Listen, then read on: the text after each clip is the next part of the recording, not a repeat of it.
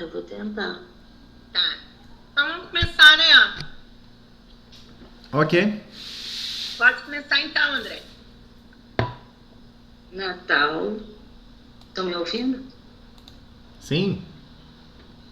Sim. Glória a Deus nas alturas e paz na terra e boa vontade para com os homens. As religiões juntas à manjedoura anuncia o grande reinado, não cantam qualquer palavra de violência. Glória a Deus nas alturas. Meu Deus, só um minutinho.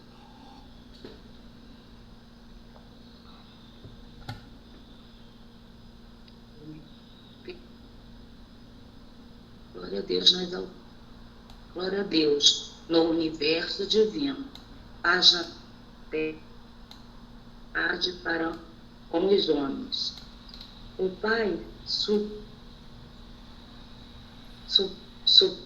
Supremo, legando a nova era de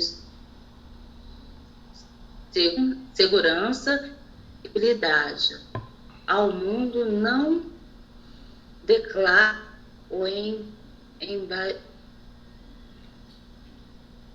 investindo de poderes ferir ou destruir, nem sentindo ao rico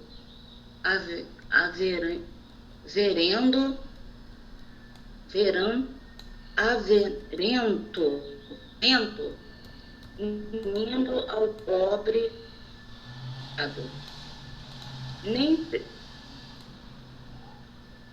nem desprezando aos fracos,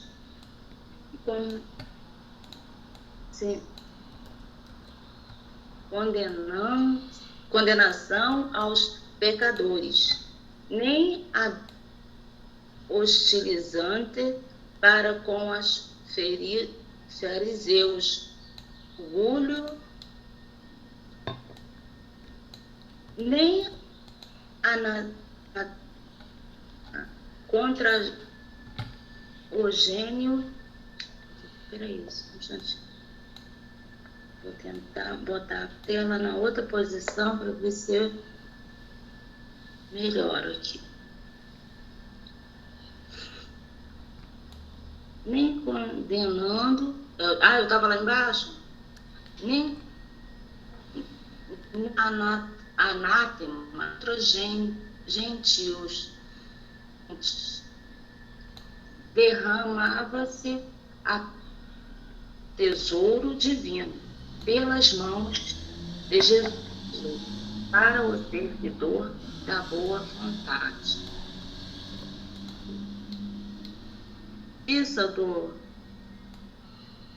A justiça do olho por olho e do dente por dente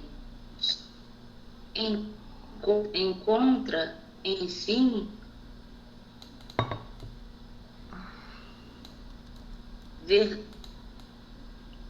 renúncia até a cruz.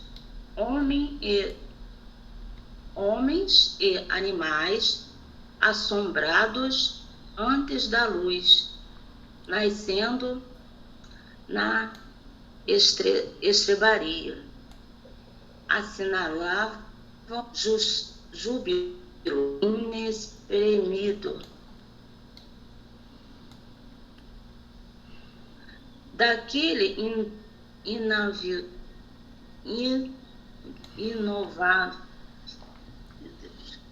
inovidável momento em diante, a terra se renovaria.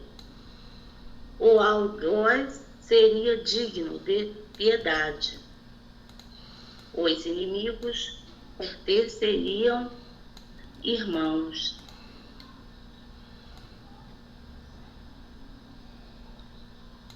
desviado. O criminoso passaria condições de doente. Em ramo, o povo gradualmente extinguiria a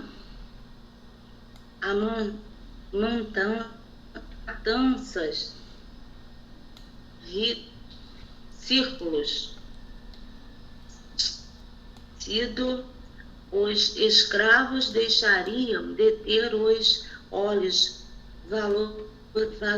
vazados pela crueldade dos senhores. Em Jerusalém, os enfermos não mais seriam relegados ao abandono nos vales imundície. Jesus trazia consigo a mensagem da verdadeira fraternidade. Quando-a transitou vitorioso do berço de palha ao madeiro sanguíneo. É isso mesmo, madeiro sanguinolento. Isso. Irmão, que ouves no Natal os ecos do cântico dos anjos, recorda que o Mestre veio até nós para que nós amemo-nos uns aos outros. Tal boa vontade, estendendo a simpatia para com todos e comecemos a viver realmente com Jesus sobre os esplendores de um novo dia. Terminou? Pode comentar, né, Suzeli? Um pouquinho. Sim. André. André, pode comentar alguma coisa se quiser comentar. Fica à vontade. Quando eu cheguei, vocês estavam falando que a gente não tem merecido, que a gente está...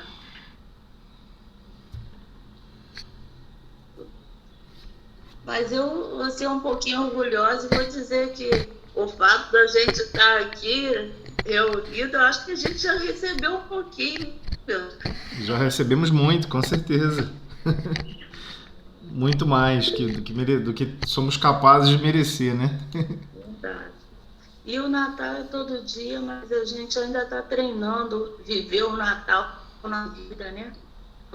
Ter um carinho, uma boa vontade com todo mundo, ficar se preparando para o que vai acontecer. Por exemplo, eu tinha que ir no banco, fiquei sabendo à noite que eu tinha que ir no banco hoje. Aí eu já comecei a orar, Deus, para as pessoas que eu ia encontrar na rua, para o motorista que ia me levar, para quem ia me atender na agência.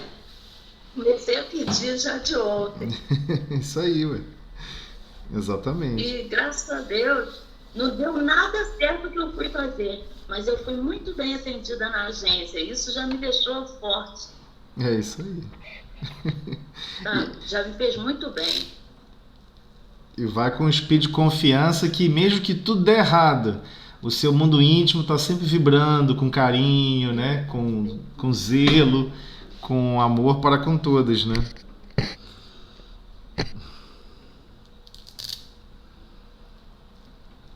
Vocês agora. Posso fazer um comentário a mais? Tudo bem? Pode. Pode, vai lá. Então, quando Lucas, no Evangelho de Lucas, né, ele apresenta esse versículo, glória a Deus nas alturas, paz na terra e boa vontade para com os homens, É um versículo que a gente passa assim correndo, né? Nós somos muito ainda desprendidos de tudo, né? A gente não está muito internalizando as coisas no nosso mundo íntimo, né? A gente meio que observa, é como se fosse um letreiro, né? Um letreiro de loja, e passa batido. Mas a gente não consegue perceber a grandeza que foi e que é relembrar esses momentos, esse divisor da sociedade planetária, né, em toda a humanidade, como foi a vinda do Cristo à Terra. Né, o impacto que foi ter a expressão máxima de amor na Terra. Até hoje no planeta, até hoje nas nossas consciências, por vezes nos pegamos muito mais preocupados com a justiça do que com o amor. É muito normal acontecer isso. Por exemplo, basicamente a televisão ou o noticiário, seja qual for a notícia que for ver por distintos meios de comunicação, o que a gente observa é que, no fundo, nos são apresentados continuamente... Só um minutinho. Tá aberto. Nos são apresentados continuamente más condutas de alguém, má aplicação de recursos, má condução. Ao invés de todos nós nos preocuparmos em amar mais essa pessoa que está equivocada, nós queremos trilhar para a lógica da justiça o tempo inteiro. Ou seja, ainda em nosso mundo íntimo, estamos colocando num degrau superior de reconhecimento e valorização as qualidades ou os preceitos da justiça. Só que esquecemos que todos, sem exceção, terão que responder para com a justiça de Deus. Todos, sem exceção. Tudo que estamos desequilibrando, vamos ter que reequilibrar. Tudo que estamos desestruturando, vamos ter que estruturar. Então, quando, após ter aquela conversa com Nicodemos, por exemplo, no livro Boa Nova, vamos observar Jesus conversando com os discípulos, e os discípulos simplesmente não compreenderam. Como assim, para ver o reino de Deus, eu tenho que nascer de novo? Como assim eu tenho que nascer de novo? Porque é bem simples, né? É fácil você julgar a escolha de alguém se você não passou pela história que aquela pessoa passou. Você está preparado para nascer num lar de pessoas que são de um grupo de familiares que são políticos, que já possuem desvios de condutas morais graves, foram educados nesse sentido. Você nasce nessa família, você é educado a agir de forma totalmente contrária à lógica do bem, da paz e do progresso para com todos, e passa a viver somente o egoísmo recrudescido. Está preparado para conviver com essas pessoas e não ser influenciado por elas e fazer uma escolha diferente? Então, no fundo, quando nós descobrimos com o Espiritismo a grande chave do grande portal da evolução, que é a reencarnação, nós tomamos um susto, né? Poxa, eu estou julgando, mas no fundo, eu não sei como eu iria me comportar se eu estivesse passando pelas experiências que aquela outra pessoa passou. Né? Quando tu vai ver, o lar totalmente desestruturado, cresceu basicamente abandonado. Quem criou a pessoa foi basicamente pessoas que não tem nada a ver com relação a valorizar recursos da alma. Então fica muito difícil para o espírito que está reencarnando conviver com esse tipo de princípio. Então, vamos observar ainda por cima que mesmo hoje, na nossa civilização, algumas pessoas não concordam com certos padrões de como a sociedade já evoluiu. Por exemplo, na nossa Constituição está escrito assim: todo cidadão brasileiro tem direito à vida. Ponto. Não tem vírgula, não tem mais, porém, contudo, não tem nenhuma vírgula e nenhuma condicionante para dizer quando que aquela pessoa perde o direito à vida. Então, não tem como voltar atrás, mas diversas pessoas, dependendo do tipo de crime ou de tipo de situação que vivenciam ou que testemunham, querem que volte o assassinato, controlado por quem? Pela instituição que governa a nação. Mas como é que você vai forçar um policial a ser um assassino? Como é que você vai forçar um juiz a ser um assassino? Só para atender a sua ânsia de desejar, tentar destruir o mal? Então ainda estamos naquele princípio ainda infantil do entendimento da justiça, totalmente infantilizado. Toda vez que observamos o mal, queremos destruí-lo e não transformá-lo. Mal não se destrói, mal se transforma. Então quando Jesus veio à Terra, ele veio trazer aspectos que ninguém pensava, ninguém imaginava que seria sensato. Ninguém conseguia imaginar que seria possível enxergar a vida de outra forma. Então, mesmo aqueles que eram mais estudiosos da lei, da Torá, de todos os ensinamentos lá, no caso do mundo judaico, né? Então, o que eles acreditavam? Que estava escrito na lei, olho por olho, dente por dente. Né? Se está escrito na lei, olho por olho, dente por dente, eles acreditavam que era esse o mecanismo de recondicionar aquele que é equivocado na lei para estar de acordo com a lei.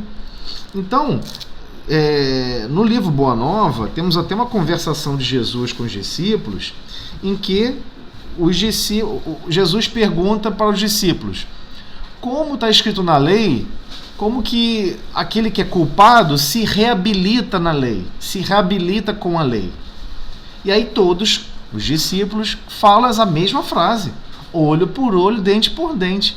E aí ele pega e fala: até tu, Brutus, você não está percebendo, você está lendo, mas você não está sentindo a essência das palavras.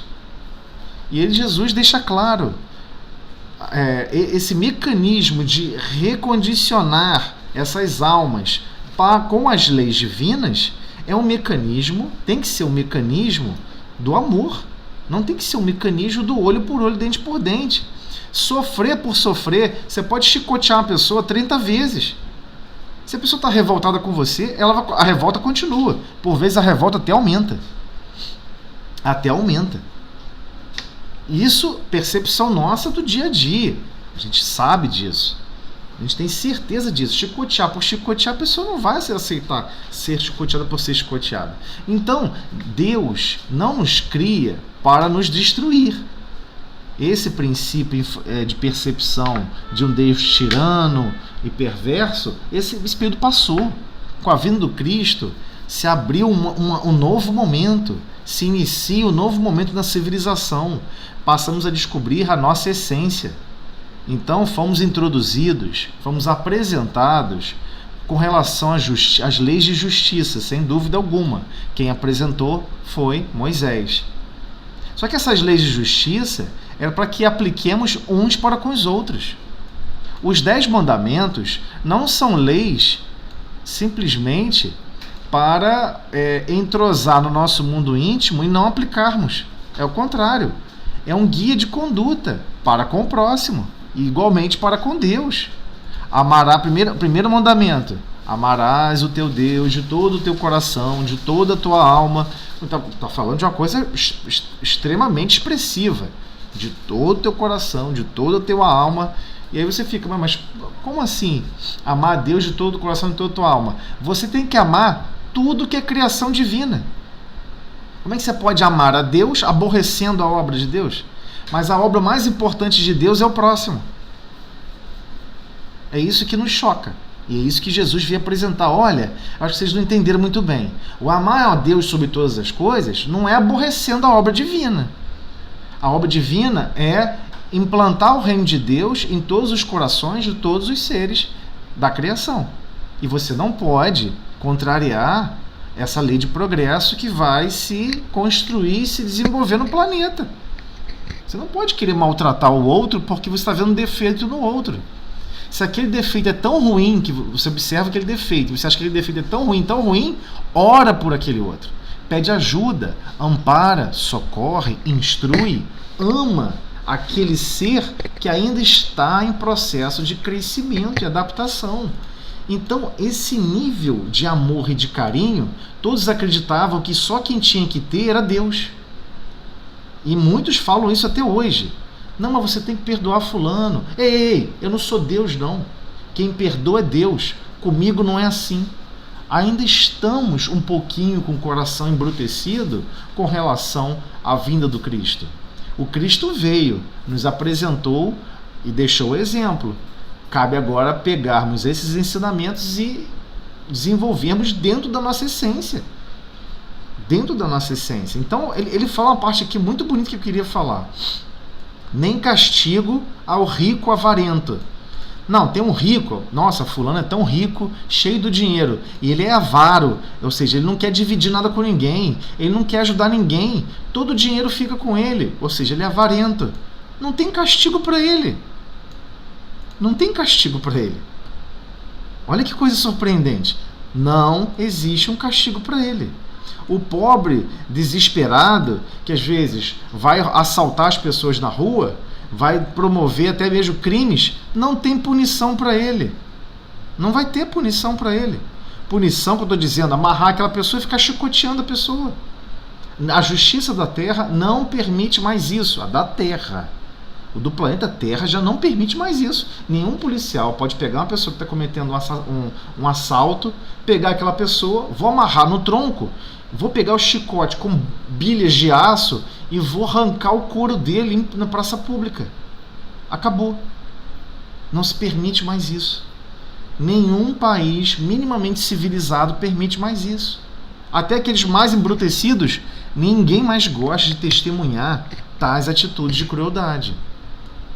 Aqueles que são fracos, franzinos, têm dificuldade orgânica ou são fracos em suas coragens, igualmente não são mais desprezados. Porque por vezes ele é fraco com relação à força física, ele é fraco com relação à coragem, à vontade para guerrear, para defender alguma coisa, mas ele é extremamente capaz em outros departamentos da vida. Então ninguém despreza mais eles, sabe que aquelas pessoas são importantes para a sociedade. Um professor, como é que eu vou pegar um professor e botar numa guerra? Ele não é soldado. Mas a pessoa não tem menor condicionamento físico para correr 2 quilômetros. Do repouso, correr 2 quilômetros, a pessoa não aguenta. Como você botar a pessoa para concorrer no combate? Nunca vai dar certo. Mas a sociedade não despreza mais esse tipo de personagem da sociedade. Reconhece que ele é importante. Existe uma essência ali, divina, que é importante, ele tem conteúdos para compartilhar, ele tem ensinamentos para passar, né? Então não é mais desprezado, esse ser não é mais desprezado como era antigamente. Aqueles que são pecadores, e aqui temos que entender a palavra pecado. Pecado é naquela acepção que a pessoa está com um desejo central distorcido. Eu quero ser CEO de uma multinacional, quero ser presidente de uma multinacional. E o cara sai passando por cima da cabeça de todo mundo, pisando em todo mundo, maltratando todo mundo e às vezes cometendo até crimes. Não tem mais condenação para ele. Ninguém vai mais condenar ele. Condenação aqui é a morte, né? O que eu estou falando aqui é condenação à morte. Não estou falando que a justiça da Terra não enxerga que há um erro ali, há um equívoco profundo que está promovendo desequilíbrios. Não, se reconhece isso, mas não se condena mais a pessoa à morte. No passado, era um atrás do outro. A Europa foi construída à base de sangue, à base de guilhotina e à base de enforcamento. Então temos que compreender isso. Isso tudo se transformou, foi se transformando. O eco da presença do Cristo, desse efeito do Cristo à Terra, modificou tudo. Como é que você pode condenar alguém à morte, como Cristo foi condenado à morte, e ele era inocente? Quem vai devolver a vida para ele? Alguém aqui sabe gerar vida? Não. Então como é que você tem coragem de querer condenar alguém à morte? Você só pode querer: eu vou quebrar esse vidro, esse copo de vidro. Ok, eu sei fazer outro copo de vidro. Perfeito, então fica à vontade, pode quebrar. Você vai fabricar outro e vai colocar outro no lugar. Mas se você não sabe dar a vida, como é que você tira a vida? Esse é o grande problema da pena de morte na essência do pensamento de justiça da terra, de pensamento básico de justiça da terra. Nem hostilidade para com o fariseu orgulhoso. Ou seja, aquele fariseu orgulhoso era o fariseu representante, né, da parte religiosa no judaísmo. Mas ele é altamente orgulhoso, não aceitava que ninguém falasse contra ele, tudo que ele falava estava certo e correto. Então ninguém pôde. Então acabou, não tem mais hostilidade contra ele. Se ele está fazendo alguma coisa contra a lógica da verdade, todo mundo respeita. Ah, você quer ficar fora da verdade? Fica, meu amigo. Você que vai ter prejuízo com isso. Então, até isso foi embora. Nem anátema. Anátema aqui significa você maldizer alguém. Miserável, maldito. Quando a gente fala miserável, maldito, faz esses tipos de frases que estão mergulhadas em sentimentos perversos, né, de maldade. Queremos arremessar essas palavras para com o próximo. A gente chama de anátema. Então, nem anátema contra o gentio inconsciente. Quem é o gentio aqui? O gentio são aqueles que conviviam naquela época e não eram judeus, não viviam as leis judaicas. Então, quem não vivia as leis judaicas, não vivia a Torá, era considerado os gentios. São aquelas pessoas que não estão envolvidos com nenhum aspecto religioso. Então, eles não têm consciência, eles são inconscientes da verdade. Nem sequer os 10 mandamentos ele conhece. Não matarás, não roubarás, não cobiçar a mulher do próximo, e por aí vai. Ué, se ele é inconsciente, ele não conhece, como é que você vai maldizer? Miserável. Não faz sentido. O mais correto seria, deixa eu te apresentar as 10 leis básicas de convivência já implantadas no mundo há mais de 4.500 anos atrás. Aí você vai começar a compreender, peraí, eu não posso chegar para essa pessoa, ela não conhece essas leis. Se ela não conhece, como é que ela vai se importar em querer desenvolver a sua essência para cumpri-la? Fica difícil, né? Então, derramava-se o tesouro divino pelas mãos de Jesus para o serviço da boa vontade. Mas que tesouro divino é esse? Que tesouro divino é esse? É o exemplo do amor. É o exemplo do amor. É um amor que não cobra, que não exige, que não pede, que a única alegria e satisfação que esse amor tem é observar que o seu coração ficou irradiado de amor também. Que a irradiação do amor dele cativou o seu coração. É esse o grande tesouro divino, que é propagar e despertar a essência divina em todos os corações. A implantação do reino divino em nossos corações demanda, em primeiro lugar, esse despertar para essas questões, se apaixonar por essas possibilidades e buscar exercê-las. Então, esse tesouro divino já está em nós. Já está em nós, só que estava lá com a bateria desligada. A gente não usava para nada. Nem sabia que tinha. Então, Jesus derrama esse tesouro. Que tesouro? O amor, que é como se fosse uma chama que acende todas as velas em cada consciência. A chama da consciência se desperta. Desperte para o divino. Vocês estão enganados. Não é esse o caminho. Então, a justiça do olho por olho, do dente por dente, encontrara, enfim, o amor disposto à sublime renúncia até a cruz. É um tipo de amor que ninguém conhece, que ninguém nunca ouviu falar. Porque até mesmo nas relações familiares e na história familiar do Velho Testamento, o Velho Testamento é um conjunto de histórias de como eles tentavam implantar as leis divinas e não conseguiam. Não dava certo. Tudo dava errado. E essa é a grande experiência onde vai percorrer o Velho Testamento. E não faltou missionário, não faltou profeta. Profeta, no caso do Velho Testamento, no caso bíblico, especialmente na civilização hebraica, não é exatamente como nós percebemos hoje. Profeta, para a gente hoje, é aquele que faz profecia. Só que profeta naquela época não era só profecia. Profeta era o quê? Era aquele que guiava todas as consciências. As pessoas estavam com uma dúvida, como é que eu resolvo esse problema? E a pessoa dava conselhos, perdoa, seja paciente, tolera. Era quase que um encontro, por exemplo, quando tem às vezes na casa espírita, onde a pessoa chega lá, quer conversar com alguém, um atendimento fraterno. Então o profeta, ele cumpria também o papel de atendimento fraterno. Então o lado do profeta era bem diferente de como entendemos hoje. Então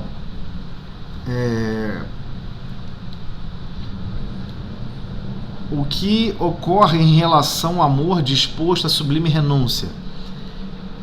Sempre foi enviado para o planeta Terra, para as civilizações, não importa, nós temos essa historiografia do povo hebraico, do povo hebreu.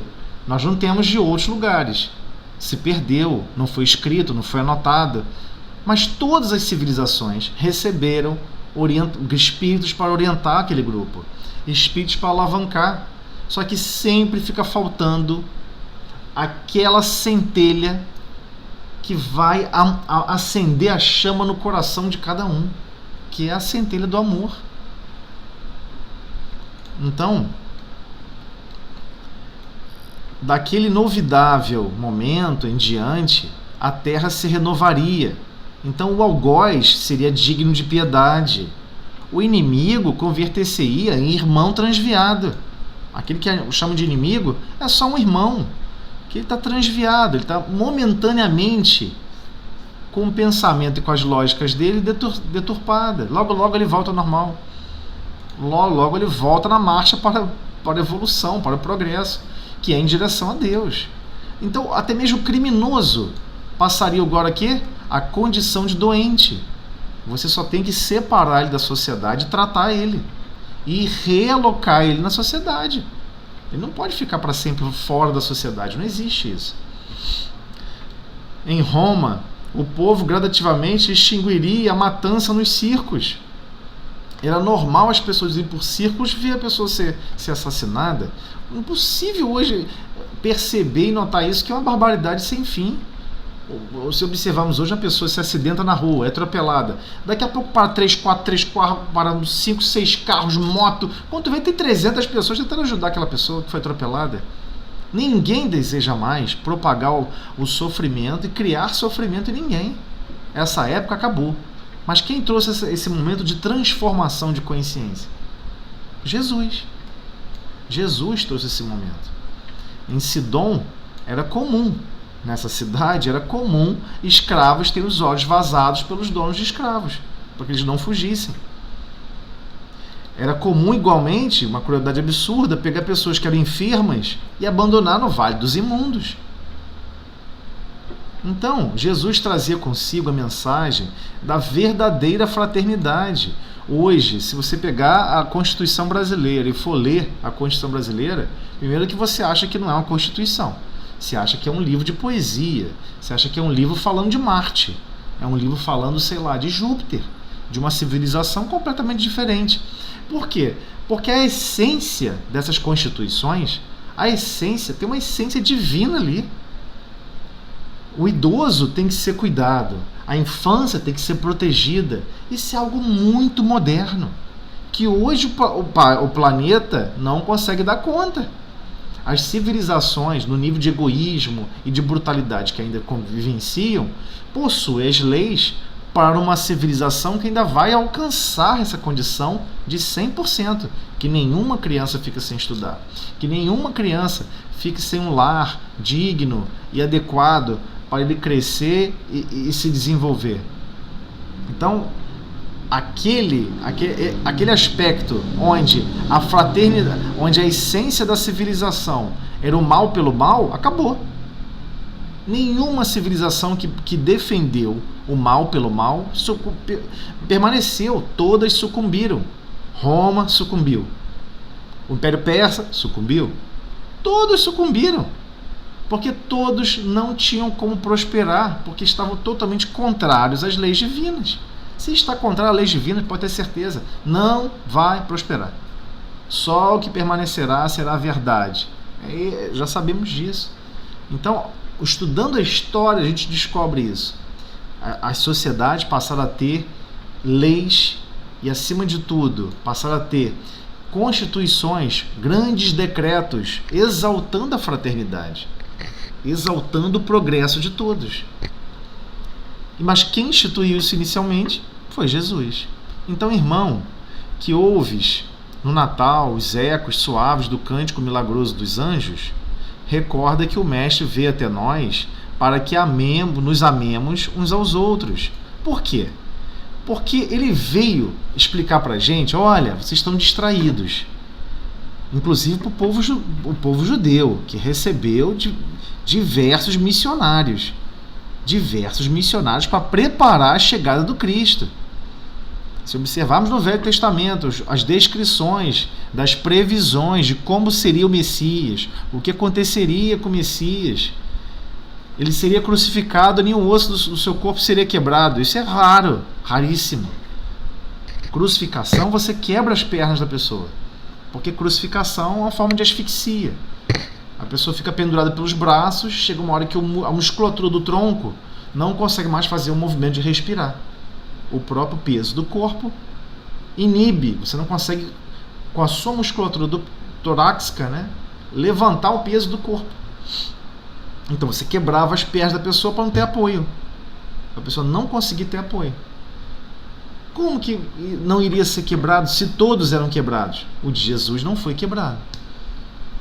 É impressionante o nível de detalhe que foi passado. Então, ele veio para a Terra e mostrou, olha, vocês perderam a primeira lei. Amar a Deus sobre todas as coisas. Significa, não tente destruir a obra de Deus. Não tente contrariar a obra de Deus. Não fique imaginando, eu acho que Deus errou aqui. Acho que Deus não fez certo aqui não. Esse outro irmão lá, ó, que é super mal e perverso, eu tô achando que ele é super mal e perverso, Deus fez tudo errado com ele. Eu vou fazer o seguinte, eu vou pular na frente, vou resolver isso para Deus. Esse tipo de pensamento já deixou claro. Você está aficionado por tentar destruir o mal nos outros, mas não quer destruir em você. Então você tem que olhar para você mesmo e observar, se eu quero amar o próximo, eu tenho que amar a mim mesmo. E se amar é querer se reformar. Ah, eu me amo. Você se ama? Se ama mesmo? Não é amar os seus defeitos. Amar o próximo como a ti mesmo. Esse como a ti mesmo a gente não entende, mas esse como a ti mesmo é, eu me amo. Se eu me amo, eu quero que a minha essência progrida. Eu quero o meu próprio progresso. Aquilo está cheio de poeira, cheio de sujeira, eu quero limpar. Aquilo que me incomoda, eu quero te desmontar. Aquilo que me faz mal, eu não quero mais coexistir com aquilo que me faz mal, no meu mundo íntimo. Então, por isso que a frase ficou, amar o próximo como a ti mesmo. E a maioria não compreende isso. Jesus não trouxe esse mandamento à Terra. Esse mandamento já existia nas leis mosaicas. Amar o próximo como a ti mesmo. Já existia na lei mosaica. Mas aí Jesus amplia o processo e fala, amar o próximo como eu vos amei. Aí ele dá um exemplo, acabou a dúvida.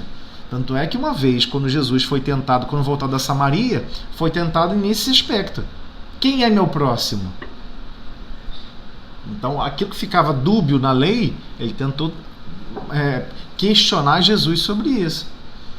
E Jesus vai dar uma lição, né? Conta aquela história da parábola do samaritano. Então, nos amemos uns aos outros é algo complexo. Complexo porque nem sequer nos amamos ainda. Se realmente nos amássemos, iríamos desejar desconstruir o orgulho, desconstruir a vaidade, desconstruir todo dia. Nossa, isso aqui eu me ofendi, fiquei chateado que falou aquilo comigo, mas eu fiquei chateado, eu acho que só porque eu sou orgulhoso. No fundo, porque eu sou orgulhoso. Se eu não fosse, eu ia tolerar, eu ia até tentar amparar, socorrer, eu ia promover luz em todos os lugares. Eu não estou me amando o suficiente. Eu não estou vendo os meus defeitos para transformar eles. É isso que significa como a ti mesmo. Você olha para o seu mundo interior e fala, peraí, eu quero fazer a faxina. Não é assim com as pessoas? Eu amo minha casa. A pessoa fica varrendo a casa, rapaz, quer deixar a casa impecável, um troço tudo lindo, perfeito, tudo maravilhoso, quer deixar tudo brilhando. Ué, por que não faz o mesmo com o mundo íntimo? Por que não faz o mesmo com o mundo íntimo? É uma coisa surpreendente, né? A gente não faz o mesmo com a nossa essência. Por que não?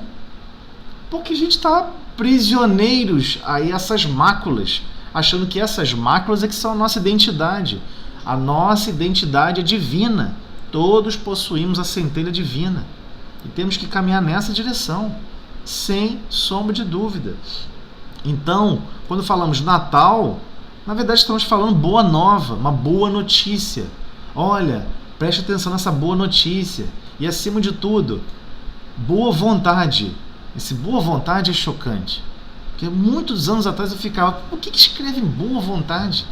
O que tem a ver com boa vontade? Boa vontade é um sinônimo de realmente desejar, realmente querer implantar essa nova notícia, essa nova informação de como viver.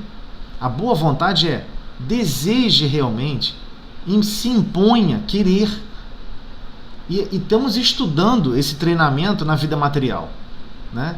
Olha, se tornar um profissional tal, porque mexe com parte elétrica é difícil. Você tem que estudar muito, você tem que ter muito cuidado com segurança para não tomar choque. Ué, como é que você teve boa vontade para isso?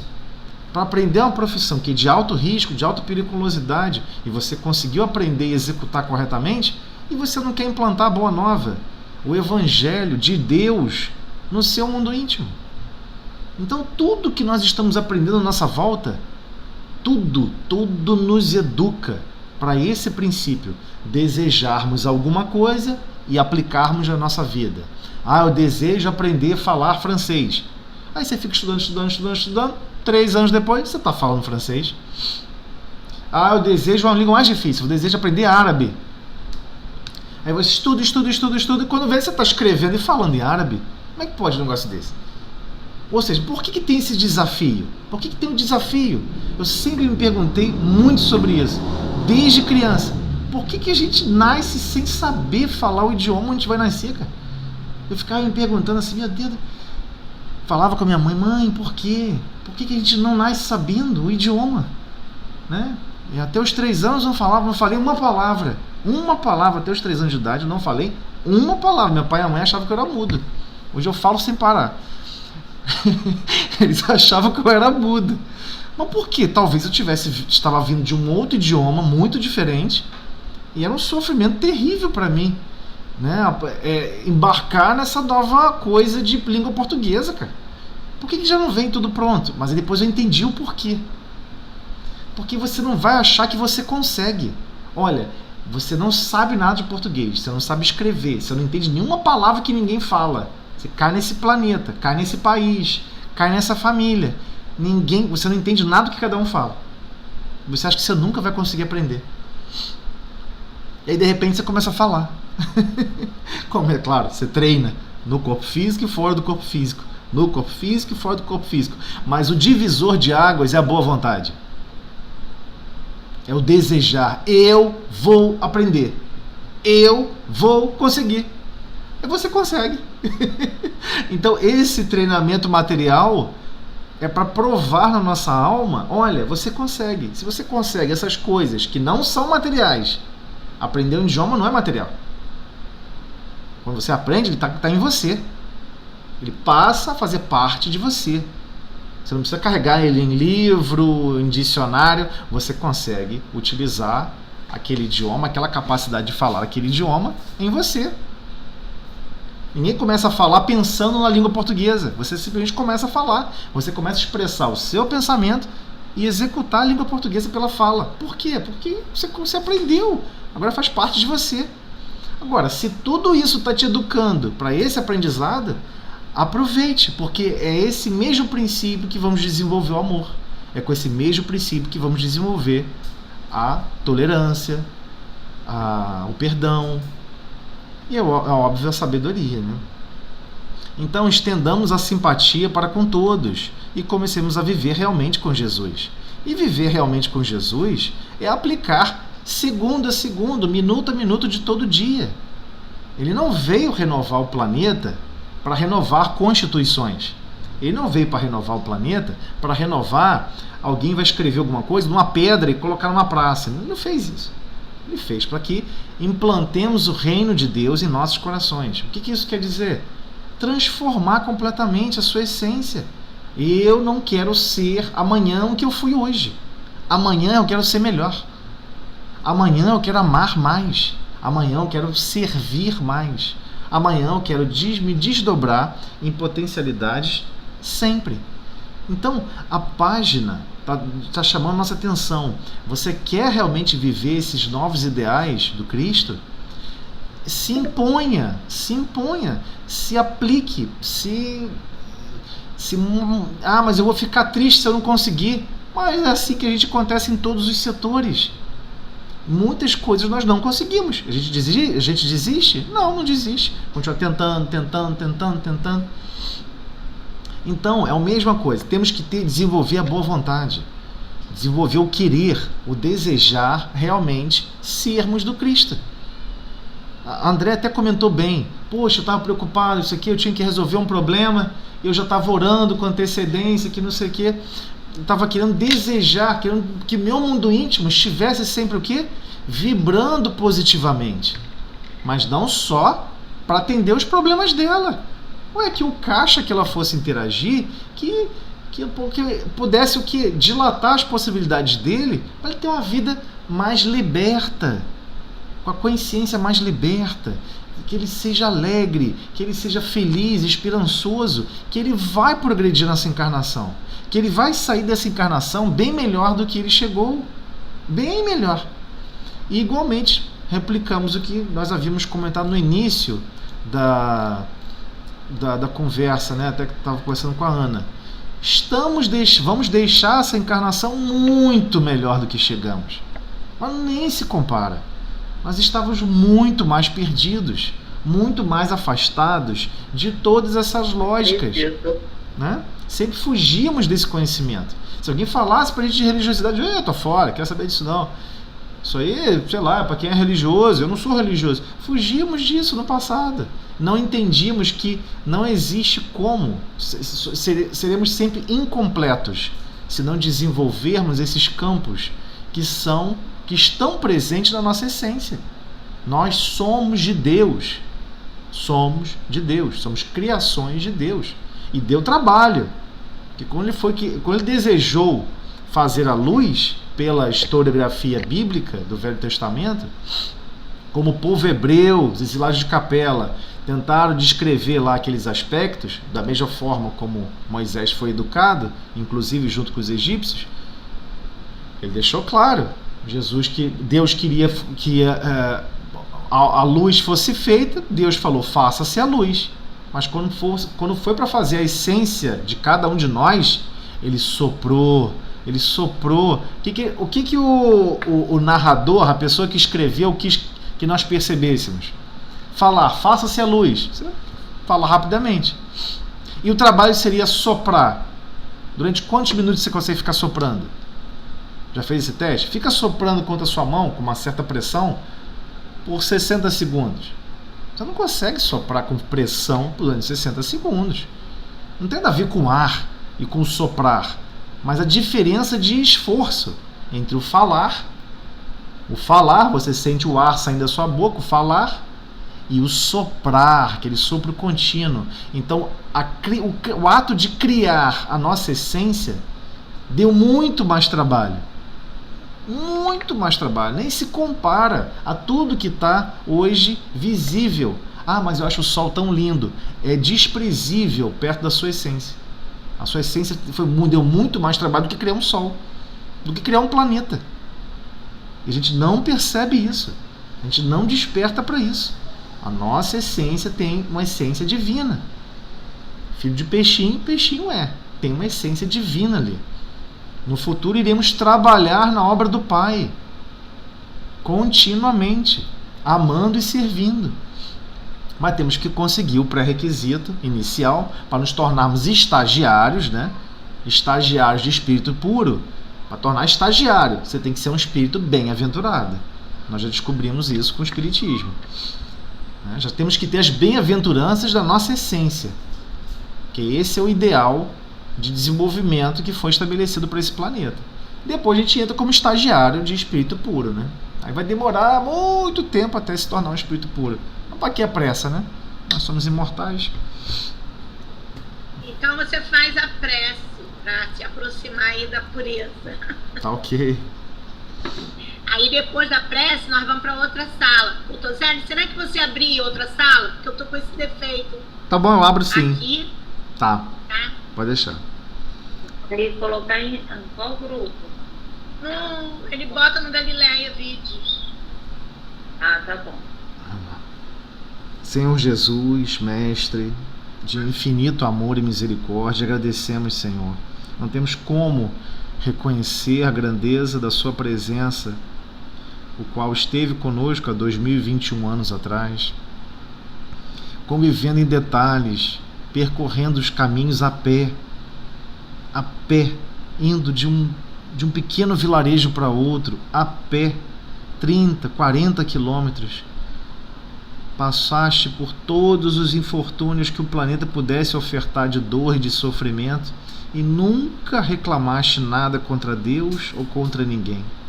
Deixaste todo o exemplo de como devemos proceder no nosso mundo íntimo para com todos e para com Deus e para conosco mesmos. Ó Mestre, dá-nos forças, porque ainda somos muito ignorantes e distraídos, ainda esquecidos da nossa participação no processo da marcha do progresso. Nós dinamizamos os nossos próprios progressos. Auxilia-nos, Mestre, para que possamos estar sempre mais convictos e vigilantes dessa necessidade de estarmos preocupados em transformar o nosso mundo íntimo, de desejarmos realmente ser de Deus, de desejarmos realmente servir a Deus, servindo em todos os lugares que a criação assim se manifesta e nos chama e nos convida para operar. Obrigado, Senhor. Não temos como te agradecer pela Sua presença divina, inaugurar a Sua presença divina, demonstrando a Sua presença contínua com todos nós, com seus exemplos de amor, dedicação, sacrifício e, acima de tudo, Senhor, aquele sacrifício que continua amando, mesmo aquele que está nos chicoteando, que continua amando, mesmo aquele que está enganando, que está se perdendo em suas próprias essências. Obrigado, Senhor, por nos apontar esse novo destino, esse novo rumo, tão complexo de percebermos, por ser tão sutil, devido à nossa carência tão profunda da capacidade de amar e de sentir. Agradecemos, Senhor. Nessa prece, pedimos permissão para começar o estudo da noite. Muito obrigada, Jesus. Então você abre então. Abra sim, tá? pode deixar. Vou fechar aqui.